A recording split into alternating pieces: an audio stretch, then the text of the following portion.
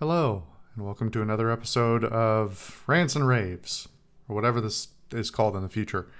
I'm your host, the Social Solipsist, and don't worry, the movie videos are not going away. Solipsist Watch is not disappearing. I just happen to be doing two of these in a row. I actually have a Solipsist Watch video queued up, but this one was on my mind today, so I wanted to talk about it and get it out before I went to bed and forgot about it, because it's something I think about a lot and I talk about a lot, and it happened to come up today.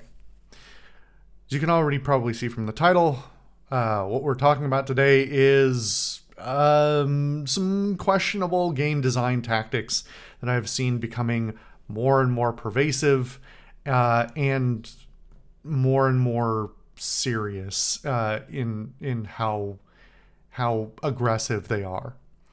And I think that I can come at this from a couple of different sides.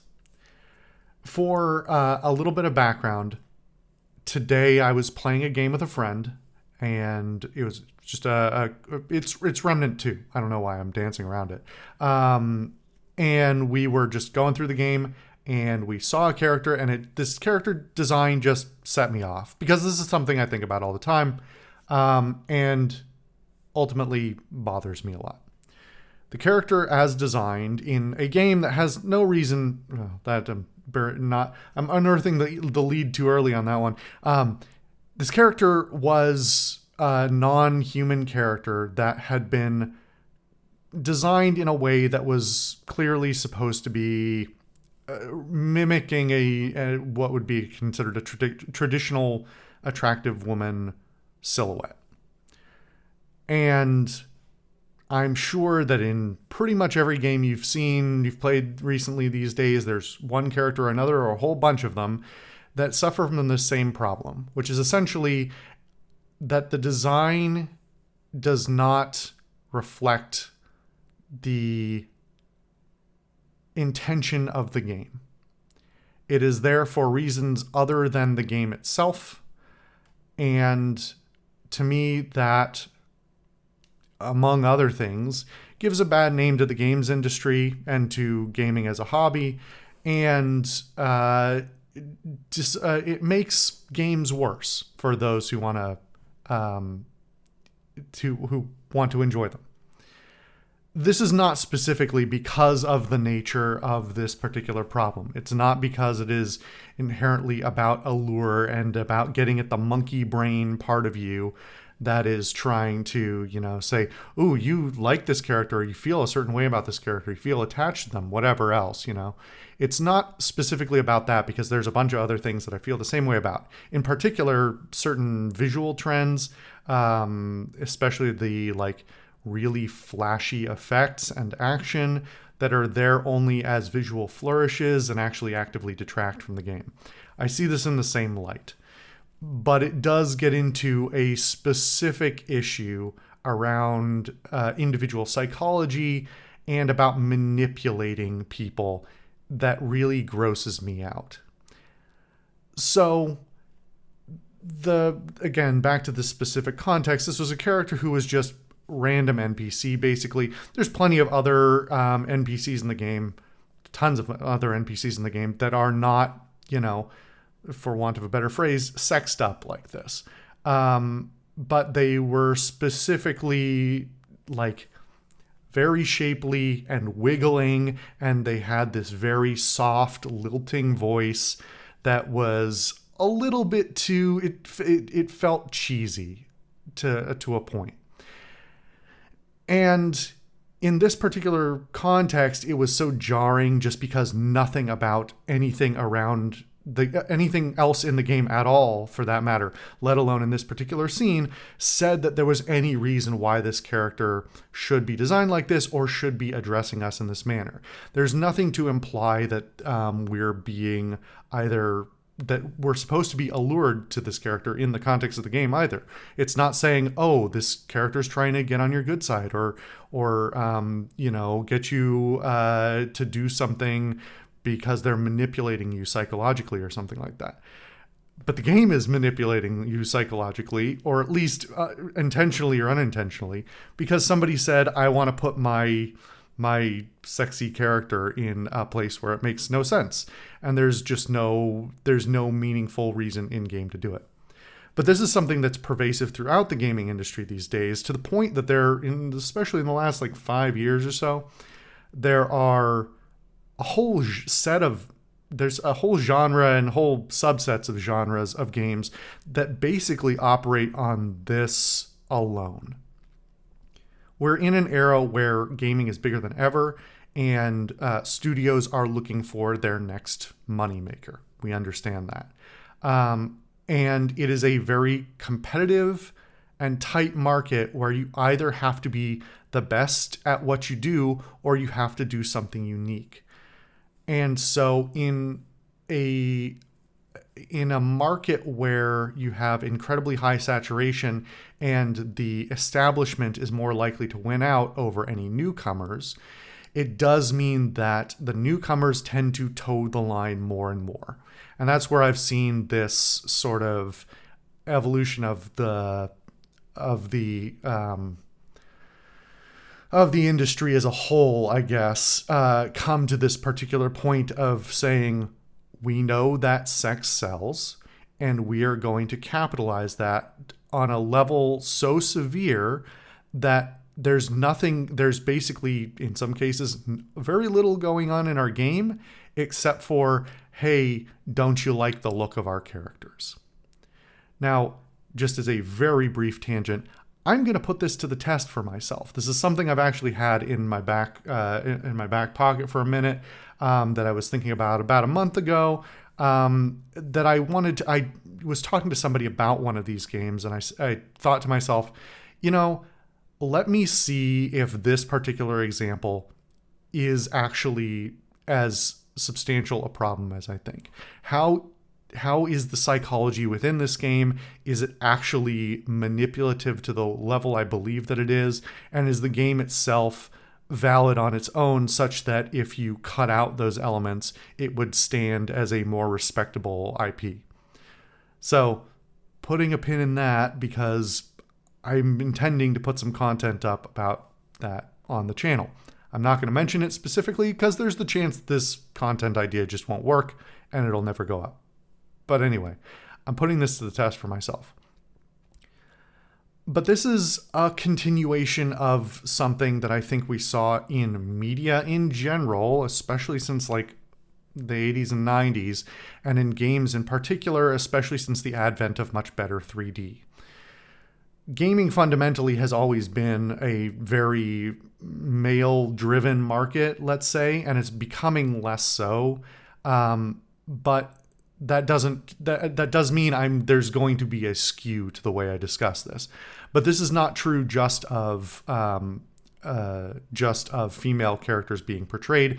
It's also all different kinds of characters, and there's a variety going around here. And so everything I say here about any specific character or anything like that extends to other things as well, other views. However, the most pervasive thing, and something that got complained about a lot in the sort of late 90s and early 2000s, and I think the discourse around it changed, but it did get kind of worse in the era of really good 3D, right about the PS3 360 era, is this idea of the portrayal of women and overly sexed up designs in contexts in which they don't make sense, or they're only there for the allure factor.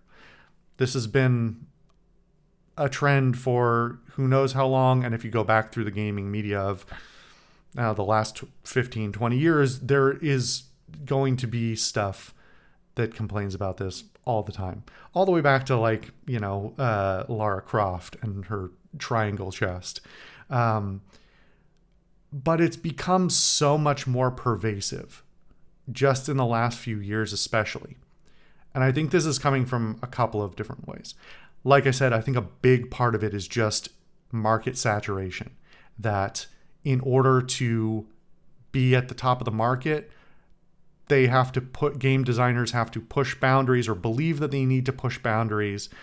And the easiest and cheapest way to do that is to have their characters the most over the top, whether that's the most scantily clad or just the most inappropriate in one way or another, and getting that sort of monkey brain click going before any other considerations are taken into account. There's another game recently, I don't even remember what it was, but anyway, I'm not going to go on that tangent. It's just detracting from the gaming space in general, and it continues to gross me out in the psychology way of do you believe that you can only win as a game designer by manipulating externally your player? Do you believe that the only way to make them care about a character or interested in a character or hooked on your game or something like that is because they want to, stare wide-eyed at some idealized figure? And in addition to just being sort of psychologically gross and ethically questionable, I think it's ethically questionable to manipulate somebody's low-level monkey brain intelligence. It just looks bad for the industry, for anyone looking in. When we've known forever that sexuality drives technology. It's fundamental to human nature that people are interested in those sorts of things. And for the longest time going back, you can see how technology is it either comes forward because people want better war or they want better sex. That's basically what the design comes down to. They want more realism or more efficiency or whatever. Those are the main drivers more often than not of technology. But when you have this industry that it continues to innovate in technological rendering spaces, and more often than not, because of the saturation levels of these kinds of things, that to an outside viewer, the art of gaming and the hobby of gaming continues to look, in no small part, like a industry targeting horny boys. It's gross. It looks bad. It makes everybody in the space look bad. And even for the people in it, I think it's way too easy, even if you just ignore it. It's too easy to ignore it in a way. You get so desensitized to it that you just go, it's another whatever. And so you just sort of continue to accept it. And so you have this escalating psychological ramp of our last generation of scantily clad characters is no longer good enough. Take off more of their clothes or whatever. I can't help but laugh about this because it's so absurd when you really break it down.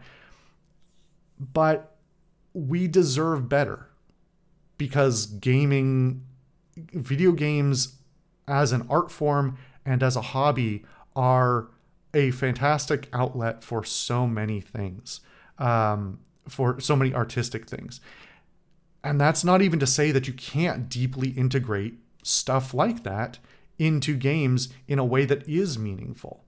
There are plenty of contexts in storytelling in which including, those sorts of things is incredibly important and meaningful to a story or to a character or whatever. And I just want to see better. I want to expect better, and I don't want to be bombarded by it. Why am I wandering through a gross wilderness, swinging rusty swords and shooting scrap guns, and then there's a weird wood nymph shaking her hips at me? Stop it. Stop. There's no need for that. Anyway, I have no idea how to finish this now. We should all demand better from the people making our games. And I don't know, if you really want that kind of thing, because most people do from time to time, get it somewhere that isn't just your regular video games. You don't need to be stimulated in that way all the time. It's weird. Get past that. Anyway, thank you guys for listening to another episode of Rants and Raves. I've been the Social Solipsist, and I'll see you guys next time.